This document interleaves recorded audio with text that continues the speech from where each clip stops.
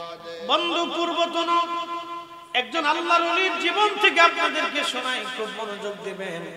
পূর্ব জমানার একজন আল্লাহর ওলি প্রত্যেক দিন 24 ঘন্টা খানকার ভিতরে আল্লাহর ইবাদতে কাটাইতো। লোকটা ছিল যুবক, আল্লামা ইমাম আবুল ফারাজ ইবনুল জৌজি। 900 বছর আগে উনি ওনার কিতাব উল হাকাতের মধ্যে তিনি লিখতেছেন, ওই যুবক 24 ঘন্টা আল্লাহর ইবাদতে কাটাইতো। এলাকার কিছু বখাটে লোকজন তারা চিন্তা করলো, এই যুবকটা 24 ঘন্টা আল্লাহর ইবাদতে কাটায়, অবশ্য তার একটু পরীক্ষা নিরীক্ষা করার দরকার, লোকটা কেমন ইমানদার। ওই বখাটে লোকজন একজন পতিতা নারীকে ঠিক করলো। ওই পতিতা নারীকে বলল, তোমাকে পয়সা করে দিব, কিন্তু শর্ত হলো ওই যুবকের খানকার ভিতরে যে তার সঙ্গে জানা করা লাগবে। আল্লাহর ওলিকে পরীক্ষা করার জন্য এই লোকগুলি, দুষ্ট লোকগুলি মহিলাকে নিয়োগ দিল, পয়সার প্রলোভন দেখাইল। এক পতিতা বেহায়া নারী, এই নারী পয়সার লোভে পড়ে ওই যুবকের সঙ্গে জানা করার জন্য একদিন রাত্রিবেলা বৃষ্টি নামা শুরু হয়ে গেল। চিন্তা করল, আজ সুযোগ, এই সুযোগই তার কাছে যেতে হবে। খানকার দরজা টুকা লাগায় বলল, হে আল্লাহর বান্দা, দরজা খোলেন। বলে, কে আপনি? বলে, আমি একজন নারী, বিপদগ্রস্ত, বিপদে পড়ে আপনার খানকার দরজার সামনে আসছি। বলি, এত রাত্রে? বলে, হ্যাঁ, বৃষ্টির রাতে আমি পথ হারিয়ে ফেলছি, আমি বিপদগ্রস্ত, সাহায্য যদি না করেন তাহলে একজন নারীর জীবন নষ্ট হবে। ওই মহিলাকে সাহায্য করার জন্য যুবক সৎ মনে দরজা খুলে দিল। দরজা খুলে দেওয়ার পরে এই যুবক মহিলাকে তার খানকার ভিতরে পর্দা টানাইয়া আলাদা ব্যবস্থা করে দিয়ে বলল, আপনি ভিতরে থাকেন, সকালবেলা বৃষ্টি থেমে যাওয়ার পরে আপনি চলে যাবেন সূর্য ওঠার পরে। মহিলার মনে তো ভিন্ন চিন্তা। আল্লাহর ওলি যুবক নামাজে দাঁড়ায় গেল, নামাজ পড়তেছে। এমন সময় মেয়েটা তার আসল রূপ প্রকাশ করার জন্য অর্ধ উলঙ্গ হয়ে অঙ্গভঙ্গি দিয়ে এই যুবকের সামনে আস্তে করে দাঁড়ায় গেল। বারে বারে অঙ্গভঙ্গি দেয়। যুবক নামাজের মধ্যে তার মনটা ওই যুবতীর নারীর দিকে চলে যাচ্ছে বারবার, কারণ সে যুবক, অন্তরটা ওই দিকে লোভ দিয়ে দিচ্ছে, শয়তান বারবার ধোঁকা দিচ্ছে। যুবক চিন্তা করলো, সর্বনাশ, যে মহিলারে ঘরের মধ্যে আনলাম বাঁচানোর জন্য, সে কিনা আমার জীবন নষ্ট করার জন্য আজ আসছে। আমি যদি এই মহিলার প্রেমে পড়ে জিনার মধ্যে যদি উদ্বুদ্ধ হয়ে যায় তাহলে আমার জীবন সর্বনাশ হয়ে যাবে। যুবক চিন্তা করলো, হায় হায়, অতল গহ্বরে জাহান্নামের মধ্যে পোড়া লাগবে। চিন্তা করিয়া যুবক তার মনকে, নফসকে ডাকবে, বলে, নফস রে, তুই তো বারবার আমাকে ঘুরিয়ে দিচ্ছিস জিনা করার জন্য। জাহান্নামের আগুনে পোড়ার আগে দেখ তুই দুনিয়ার আগুনে পুড়িয়া দুনিয়ার আগুনের স্বাদ কেমন। এই কথা বলার পরে ওই যুবকটা তখন নিজের আঙ্গুলটা আস্তে করে আগুনের মধ্যে, তার প্রদীপের মধ্যে ঢুকাই দিল। আগুন জ্বলতে লাগলো, আঙ্গুলটাও পুড়তে লাগলো। এইভাবে প্রথম আঙ্গুল পোড়াইয়া আবার নামাজে দাঁড়ায় গেল। মনটা ঘুরে গেল, আবার ওই নারীটা অঙ্গভঙ্গি দেয়। যুবকের মন ওই দিকে আবার ছুটে যেতে লাগলো। আবার আর একটা আঙ্গুল আগুনের মধ্য দিয়ে পুড়িয়ে ফেললো। আবার পুরানোর পরে আবার মেয়েটা অঙ্গভঙ্গি দেয়। যুবক মন তো বারবার ওই জেনার দিকে তার মন ঘুরে যেতে লাগলো। আবার আঙ্গুলটা আর একটা ঢুকাই দিল। এইভাবে সারা রাত্র ভরে জেনা থেকে বাঁচার জন্য ওই যুবক আল্লাহর ওলি তার হাতের 10টা আঙ্গুল আগুন দিয়ে পোড়াইয়ে ফেললো। একবার জোরে বলা যাবে আল্লাহু আকবার। তেলের গাড়ি তেলে চলে,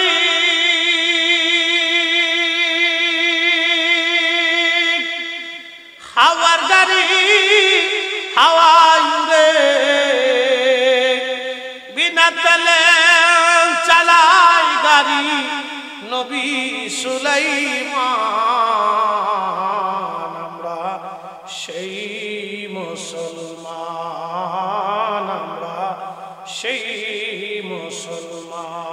মেয়েটা তো মরে গেছে, এখন তারে ফাঁসানোর জন্য আরেকটা বুদ্ধি করলো।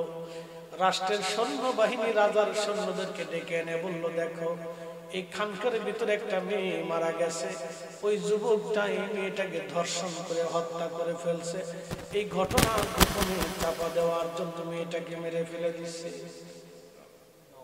পড়ছেন আর এক বিপদ, নতুন বিপদ। আল্লাহ তার ওলিদেরকে পরীক্ষা করে। রেজবি হুজুরকে ভৈরবের নদীর মধ্যে ফেলে দেওয়ার পরে ৪৫ ঘন্টা পরে আল্লাহ ভাষায় উঠাইছে। এই কথা কেন জোরে বলো।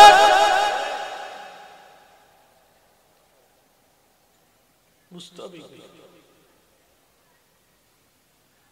হাজিরিন, খুব মনোযোগ দিয়ে কথাগুলি শুনে যাবেন। আল্লাহর বান্দাকে আল্লাহ নতুন করে বিপদের মধ্যে ফেলে দিলেন। রাজার সৈন্যরা তাকে ধরে নিয়ে গেল, রাজ দরবারে বিচার করবে। রাজা ডাক দিয়ে বলল, যুবক, তোমার খানকার ভিতরে সে মার্ডার হয়েছে, মারা গেছে, মৃত্যু হলো খানকার ভিতরে। লোকেরা বলতেছে তুমি তাকে দর্শন করেছো এবং হত্যা করে ফেলছো ধামাচাপা দেওয়ার জন্য। আমি রাজা, আমি জানি তুমি বুজুর্গ, কিন্তু যুবক শোনো, বিচারক সব সময় বিচার করার জন্য তিনি সাক্ষী তলব, সাক্ষীর মাধ্যমে তিনি বিচার করেন। যার কাছে সাক্ষীর ওজন যত বিরাট, তার পক্ষে বিচার চলে যাবে। মহিলা মারা গেছে এটা সত্য, তোমার খানকার মধ্যে মারা গেছে এটা সত্য। যুবক রে, আমি জানি তুমি বুজুর্গ, আমি এটাও জানি তুমি হত্যা করো নাই, কিন্তু জানা সত্ত্বেও তোমার পক্ষে কোনো সাক্ষী না থাকায় আমি তোমার বিরুদ্ধে রায় দিলাম মৃত্যুদণ্ড। যুবক ডাক দিয়ে বলতেছে, বাচ্চা, মৃত্যুদণ্ড আপনি আমাকে দিয়েছেন, ঠিক আছে মেনে নিলাম, কিন্তু আমার কি একটু সময় দেওয়া যাবে? বলে, কি সময় চাও? বলে, আমি 2 রাকাত নামাজ পড়ে আমি আমার মালিকের সাথে একটু কথা বলতে চাই। একসাথে বলবেন কি মারহাবা। ওই জমানার উম্মত থেকে এই জমানার উম্মতের পাওয়ার 70 গুণ। কত গুণ? তারা যদি আল্লাহর সাথে কথা বলতে পারে, তাহলে এই জমানার ওলিরা আমার আল্লাহর সাথে কথা বলে। মনোযোগ দিবেন যুবক। আল্লাহর ওলি ওযু করে 2 রাকাত নামাজে দাঁড়ায় গেলেন। কোরআনে আল্লাহ বলে দিলেন, ইয়া আইয়ুহাল্লাযীনা আমানুস্তাঈনু বিস-সাবরি ওয়াস-সালাত।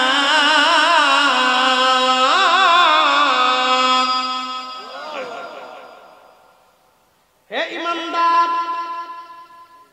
ঈমানদার, ঈমানদার, তুমি আমি আল্লাহর সাহায্য নাও। প্রথম পদ্ধতি সবর, দ্বিতীয় পদ্ধতির নাম সালাত। নামাজের মাধ্যমে তুমি আমি আল্লাহর সাহায্য নাও। এবার আজকে ওরা কারা? যারা নামাজের পরে দোয়া মানে না। যারা নামাজের পরে দোয়া মানে না, মূলত তারা আল্লাহর কোরআন মানে না। যারা কোরআন মানে না, আমরা তাদের সাথে দুষ্ট করতে পারি না।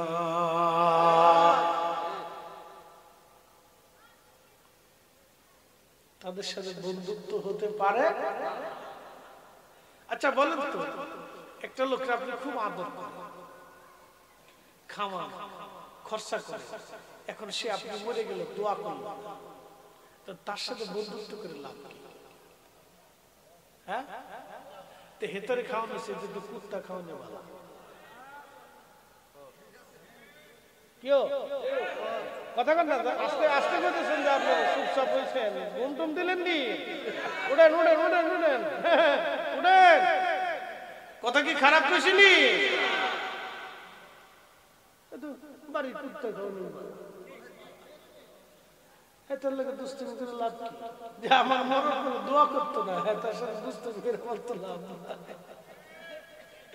বিফল বিফল বিফল বিফল।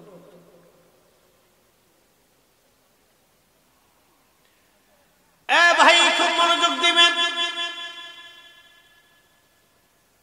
যে দোয়া মানে দোয়া করে দুষ্ট তো তার সাথেই হওয়া দরকার, কারণ আমি জানি আমার মরার পরে তারা দোয়া করবে। একটা কথা মনে রাখবেন, তরিকতপন্থী যারা তারা ভাইরা, তরিকতের ভাইরা মারা যাওয়ার পরে তারা দোয়া করে।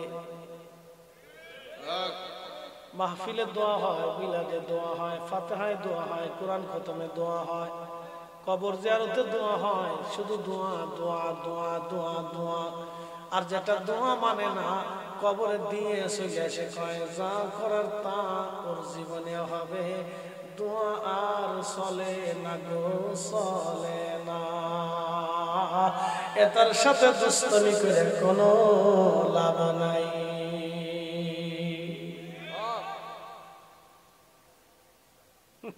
খাও দুষ্টমি, বেহুদে খাও। কুমিল্লার মুসলমান মনোযোগ দিবেন। আল্লাহর বান্দা 2 রাকাত নফল নামাজ পড়ার পরে খোদার দরবারে হাত বাড়ায় দিয়ে বলেন, হে রব, আমি জানি আমি তো জেনাও করি নাই, ওই মেয়েটাকে মারিও নাই। আল্লাহ, আমার তো বিশ্বাস আমি যেটা অপরাধ করি নাই, অবশ্যই তুমি আমাকে সেই অপরাধের শাস্তিও তুমি আমাকে দিবা না। আল্লাহ, মৃত্যুকে ভয় পাচ্ছি না, আমি মারা যাব, তাতে আমার কোনো চিন্তা নাই, কারণ আজ হলেও মরবো, কাল হলেও মরবো, ফাঁসির কাশিতে ঝুলেও মরবো, সাপের কামড়েও মরবো, রোগেও মরবো, শোকেও মরবো, আজও কাল মরবই। রব্বুল আলামিন, মৃত্যু নিয়ে আমার কোনো চিন্তা নাই, কিন্তু চিন্তা আমার একটা, আমি এই সময় যদি মারা যাই তাহলে আলেম আবেদ ওলিদের কলঙ্ক হয়ে যাবে, কারণ আমি বুজুর্গ, আর লোকেরা বলবে এই লোকটা ভণ্ড, সে জানা করে একজন নারীকে হত্যা করে ফেলছে। রব্বুল আলামিন, আমারে কোন আবেদ আলেম ওলির কলঙ্ক বানাইও না আল্লাহ। আল্লাহ, আমারে কোন আলেম আবেদ ওলির কলঙ্ক বানাইও না আল্লাহ। আল্লাহর দরবারে দোয়া করতে লাগলো, কথা বলতে লাগলো আমার মালিকের সাথে। আমার মালিক আমার আল্লাহর সাথে সাথে দোয়া কবুল করে নিলেন। একসাথে বলবেন না সুবহানাল্লাহ। কবুল করার সঙ্গে সঙ্গে ওই মেয়েটা জিন্দা হয়ে গেল। কি হয়ে গেল? জিন্দা হয়ে গেল। আগের যুগের ওলিদের কারণে যদি মরা মানুষ জিন্দা হয়ে যায়, তাহলে এই যুগের ওলিদের কারণেও মরা মানুষ জিন্দা হবে। তাদের সম্মান বাঁচানোর জন্য আমার আল্লাহ মরারে জিন্দা বানাবে। অতএব রাজারে ফকির বানাবে, ফকিরকে রাজা বানাবে। আল্লাহর ওলিদের গায়ে যারা হাত দিতে চায়, আল্লাহর ওলিদের দরবার মাজার যারা ভাঙতে চায়, তাদের জন্য আগামীর বিরাট বড় শনি সংকেত, কপালে শনি লেগে যাবে। কথা কন না কেন? ঠিক কিনা? কপালে কি লাগবে? শনি লেগে যাবে।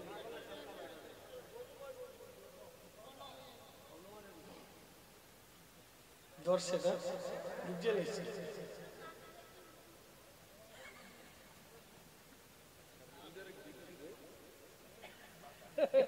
কি রে, তুই ঘুমাইস নে? কত বাজে? 1:30 বেজে গেছে। খুব কড়া। ওরা আগামীকাল ওরাই থাকবে, আমরা চলে যাব।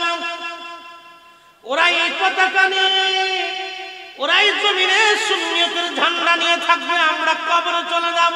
কথা কোন ঠিক কিনা? আগের যুগের ওলির ইজ্জত বাঁচানোর জন্য যদি আল্লাহ মারা জিন্দা বানায়, একসাথে বলুন আল্লাহু আকবার। قل اللهم مالك الملك تؤتي الملك من تشاء।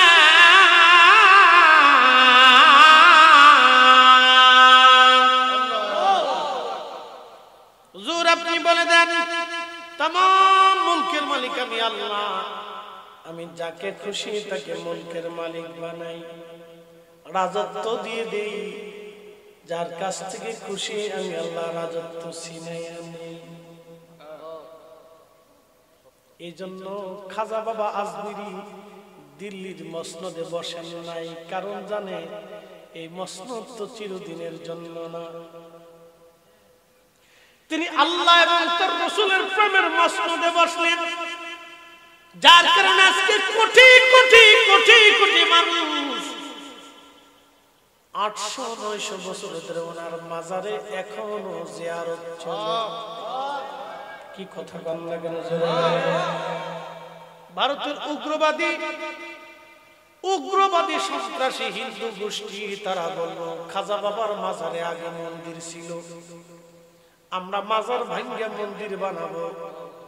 ওরা হাজার চেষ্টা, ওরা জানে না ওদের 14 গোষ্ঠী খাজা বাবার সাথে যুদ্ধ করে পারে নাই। এক কথা বল না কেন যারা বলে বাংলাদেশের মসজিদের কাছ থেকে ওরা শিখছে, দেখছে বাংলাদেশে ভেঙে ফেলে দেয়, তা আমরা এটি ভাঙি। ওরা জানে না খাজা বাবার দরগাহে হাত দিলে ভারত টুকরা টুকরা হয়ে যাবে। কথা কন না কেন? বিশ্বাস আসেনি? ভারত টুকরা টুকরা হয়ে যাবে, ভারত টুকরা টুকরা হবে। ওরা জানে না ওরা কোথায় হাত দিতে চায়।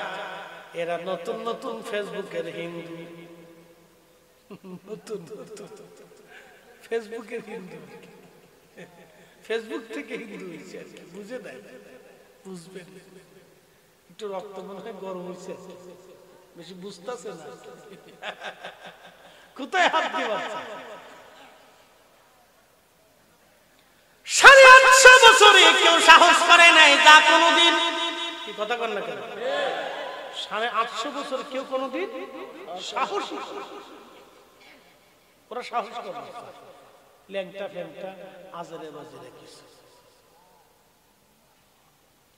শুনিয়া যান সুন্নি মুসলমান। সেই জমানার ওলির ইজ্জত বাঁচানোর জন্য আল্লাহ মরাকে জিন্দা বানাই দিলেন। একসাথে বলবেন আল্লাহু আকবার। এই জমানার ওলির ইজ্জত বাঁচানোর জন্য আল্লাহ রাজত্ব ধ্বংস করে দেবেন। কথা বলেন, কথা বলেন। রাজত্ব ছিনিয়ে নেবেন।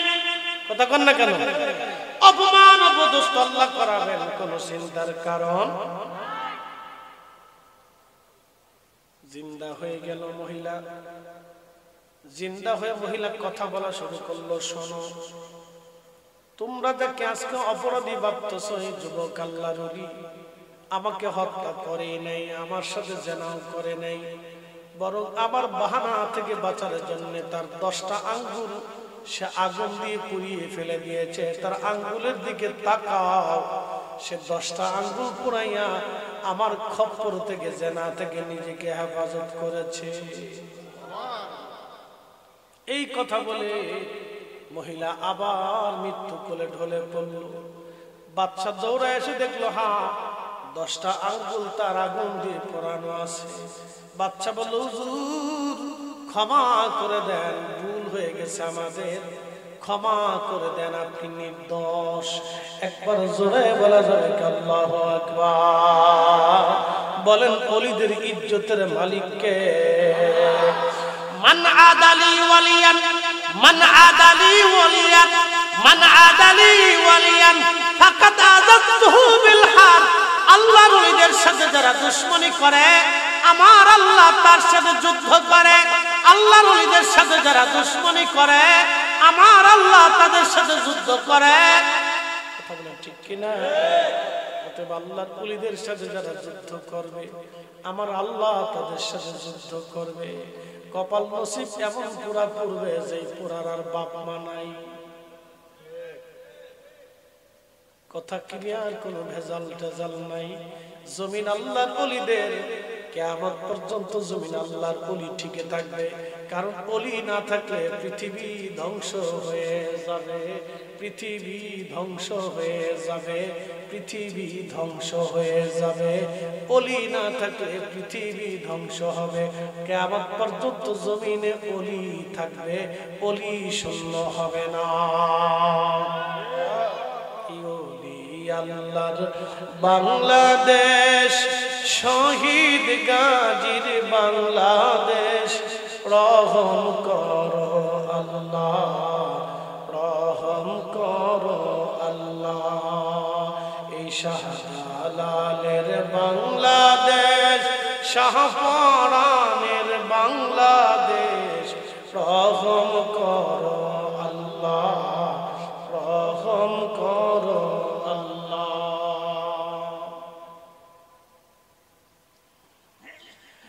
কুমিল্লার মুসলমান খুবই মনোযোগ দিয়ে শুনিয়া যাবেন।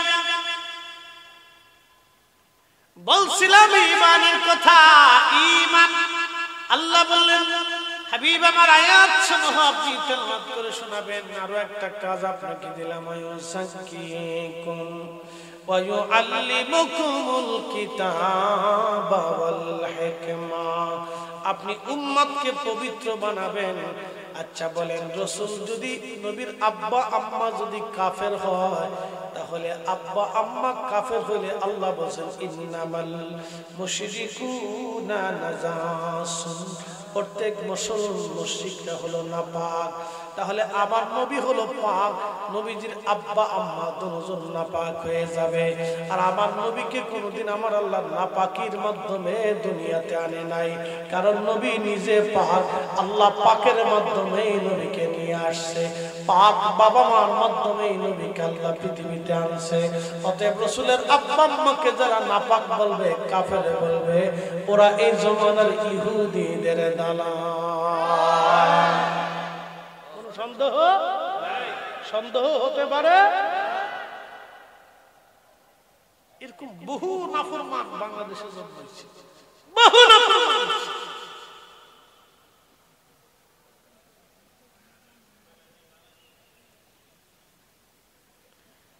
শরীর টাকার জোর তো খুব মারাত্মক জোর, কথা ঠিক আছে না? মধ্যপ্রাচ্য থেকে তেল বেচার টাকা আসে, কসকসা টাকা। এরকম বহু জনের ঈমান নষ্ট হচ্ছে। আমাদের দেশে কত যুবক বিপদগামী হয়ে যাচ্ছে নিজে রোজাতে। আচ্ছা বলুন তো, একজন মুসলমান কাবা শরীফের গিলাফ দিয়েও যদি তার কবর দেওয়া হয়, আর সে মৃত্যুর সময় কবরে যাওয়ার সময় বিশ্বাস করে গেল রাসূলের আব্বা আম্মা কাফের, লাভ হবে ভাই? ইসলামের প্রথম মুজাদ্দিদ, দেখেন পৃথিবীর সব মুজাদ্দিদদের কিন্তু একই আকীদা। একসাথে বলবেন আল্লাহু আকবার। পৃথিবীর যত মুজাদ্দিদ আসছে সবারই একই মানহাজ, একই আকীদা। ইসলামের প্রথম মুজাদ্দিদ, তার নাম ওমর ইবনে আব্দুল আজিজ রাদিয়াল্লাহু আনহু, যাকে ইসলামের দ্বিতীয় ওমর বলা হয়। আল্লামা ইমাম জালালউদ্দিন আস-সুয়ুতি রাদিয়াল্লাহু আনহু, তিনি নবম শতাব্দীর মুজাদ্দিদ। একসাথে বলবেন না মারহাবা? মারহাবা। তিনি একটা কিতাব লিখছে আল হাবি বিল ফতওয়া, আল মুজাল্লাদুস সানি, একটা অধ্যায় করেছেন মাসালিকুল হুনাফা বিওয়ালিদাইল মুস্তাফা সাল্লাল্লাহু আলাইহি ওয়াসাল্লাম। আল্লাহর নবীর পিতামাতা দুইজন জান্নাতি, এই ব্যাপারে তিনি একটা রিসালা করেছেন। এটা আমি অনেকবার তেলাওয়াত করেছি, অনেকবার পড়ছি। এই রিসালার মধ্যে তিনি একটা ঘটনা লেখেন। ইসলামের প্রথম মুজাদ্দিদ তিনি ওমর ইবনে আব্দুল আজিজ, ওনার একজন গভর্নরকে তিনি তলব করেছেন। গভর্নরকে ডেকে এনে বললেন, গভর্নর তুমি বলো, মুসলমানদের গুরুত্বপূর্ণ পদে একজন কাফেরকে তুমি কেন নিয়োগ দিলা? গভর্নর বলল, আমিরুল মুমিনিন, আল্লাহ আপনাকে মাফ করে দেন, আমি একজন কাফেরকে নিয়োগ দিলাম, তাতে আপনি প্রশ্ন করলেন। আপনি কি জানেন না নবীজির বাবা মা দুইজন কাফের ছিল? এই আমার দিকে তাকান, তার মানে শয়তান আগেও ছিল। জোরে বলেন, জোরে বলেন, কথা ঠিক কিনা? শয়তান, এই নাফরমান আগেও ছিল, ঈমানদারও ছিল। তাহলে সারা জীবনই ঈমানদার আর এই দুশমনের রাসূলের সাথে আমাদের আশিকের রাসূলকে যুদ্ধ করতেই হবে। এই কথা কেন না কেন? এই হাত উঁচু করে বলেন, হাত উঁচু করে, হাত উঁচু করে বলেন। রাজি আছেন নি? আল্লাহ কবুল করুন বলেন আমিন।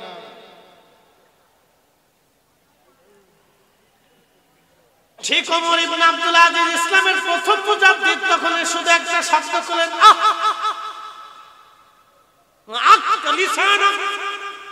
তো জিভ কেটে ফেলতাম, হাতটা ইয়াদ তোর হাত কেটে ফেলতাম। একসাথে বলবেন আল্লাহু আকবার, একসাথে জোরে বলবেন, জোরে জোরে জোরে। হ্যাঁ জবান যে না বলবেন বুঝবো কিপটে। একসাথে বলেন আল্লাহু আকবার, বলেন ইয়া রাসূলুল্লাহ, বলেন ইয়া রাসূলুল্লাহ। কষ্ট হচ্ছে আপনার? খুব মনোযোগ দিবেন হাজিরিন, ভালো করে কথাগুলি শুনবেন, শুনিয়া যান বাবা মুসলমান। আগ তালিসান আমি তোর জিভ কেটে ফেলতাম। একসাথে বলেন না মারহাবা, আমি তোর কি কেটে ফেলতাম? জিভ কেটে ফেলতাম। আমি তোর হাত কেটে ফেলতাম। আচ্ছা আপনারা এখানে বলেন, ইসলামের প্রথম মুজাদ্দিদের ঈমান কত মজবুত। আজকে যদি উনি বেঁচে থাকতেন তাহলে কি হইতো? যেই মৌলবীরা বলে রাসূলের আব্বা আম্মা কাফের, ওদেরকে ধরে ধরে এনে জিভ কেটে ফেলতেন। এই কথা কর না কেন? জোরে বলেন। তাহলে হক আর বাতিল আগেও ছিল, এখনো কিয়ামত পর্যন্ত এই যুদ্ধ আমাদের করেই যেতে হবে। কথা বলেন ঠিক না বেঠিক? যত মুজাদ্দিদ পৃথিবীতে আসছে সবার মানহাজ কি? এক। জোরে বলেন সবার তরিকা কি? এক। সবার আকীদা কি? এক। ইশকে রাসূলের বেলায় এরা কাউকেই কখনো ছাড় দেয় নাই। সাথে সাথে ওমর ইবনে আব্দুল আজিজ বললেন, দূর হয়ে যা বেঈমান নাফরমান, তোকে গভর্নরের পদে আর রাখাই যাবে না। যে আমার গভর্নরের ভিতরে এরকম নাফরমান আছে, দূর হয়ে যা, দূর হ, দূর হ। যার কারণে গত সৃজন রে দেখো চন্দ্র সূর্য তারা শূন্য ঘরে। যার আমার পীর মুর্শিদ বলছেন, যার কারণে গত সৃজন রে দেখো চন্দ্র সূর্য তারা শূন্য ভরে। আসে অচল চলে ধরা ধরে নবী পদবিনে ভাব সবই মিশে। আমার নবীর কদম ছাড়া সব মিথ্যা। কি কথা কর না কেন? আমরা আমার নবীর সাহাবীরা রাসূল দেখে ঈমান আনছে। হযরত আবু বকর আল্লাহকে দেখে নাই, আবু বকর আগে নবী দেখেছেন, নবী চিনেছেন। আম্মা জান খাদিজা আল্লাহকে দেখে নাই, আগে নবী দেখেছেন, নবী চিনেছেন। নবী দেখে দেখে সাহাবীরা ঈমান আনছে, নবী দেখে দেখে সাহাবীরা ঈমান আনছে। অতএব আমরাও রাসূলের কদম আমরা ছাড়ব না। ওই নবীর শানকে ছোট করে দেখলে আমরা মানব না, মানব না, মানব না। কথা বলেন ঠিক কিনা?